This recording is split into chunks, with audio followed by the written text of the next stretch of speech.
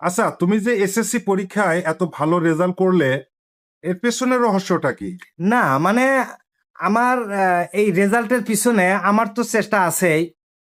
তাছাড়া পাশাপাশি আমার বাবা, মা, ভাই, বোন, চাচা, চাচি, খালা, খালু, নানা, নানি সবারই ভূমিকা রয়েছে। এছাড়া পাশাপাশি আমার শিক্ষক, শিক্ষিকা, বন্ধু, বান্ধবী, প্রেমিক, প্রেমিকা মানে সবারই ভূমিকা আছে। আচ্ছা, পড়াশোনার পাশাপাশি আর কি কি করতে? মানে পড়াশোনা ছাড়া? না, পড়াশোনা ছাড়া আমি তো কিছুই করতাম না।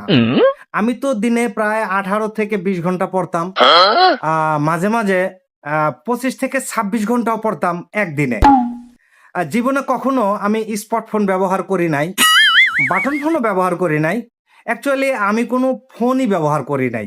আমি তো কখনো টিভি মানে টিভি কি জিনিস, টিভি কেমন, টিভি দেখতে কেমন আমি এটাও জানি না।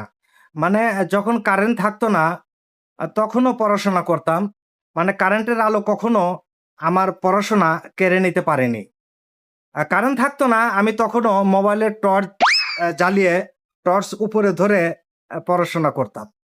কিন্তু একটু আগে যে বললে তুমি কখনো মোবাইল ব্যবহার করো নাই। না, আমি কখনো মোবাইল চাপতাম না। আর টর্চের জন্য ওইটা একটু আমার জীবনের লক্ষ্য ছিল একটাই, সেটা হচ্ছে মিনিমাম গোল্ডেন। আ মানে এট লিস্ট গোল্ডেন পাওয়া। এর উপরে যদি কিছু হয় সেটা তো হলোই। আচ্ছা, তুমি কি আগে থেকেই তোমার রেজাল্টের ব্যাপারে তুমি কনফিডেন্স ছিলে? না, আমার বিশ্বাস ছিল রেজাল্ট আমার ভালো হবেই। কারণ পড়াশোনা ছাড়া আমি তো আর কিছুই করি নাই। তাছাড়া আমার বাবা-মার দোয়া ছিল, তাদের সাপোর্ট ছিল। পাশাপাশি আমার শিক্ষক-শিক্ষিকার আ দোয়া ছিল, সাপোর্ট ছিল। এই সব মিলিয়ে আরকি। এসএসসি পরীক্ষায় এত ভালো রেজাল্ট করার পর এখন তোমার পরবর্তী লক্ষ্য কি? না মানে আমার জীবনের পরবর্তী লক্ষ্য জীবনের সকল পরীক্ষায় আ অন্তত গোল্ডেন এ প্লাস পাওয়া। আর সেটা আমি পাবোই।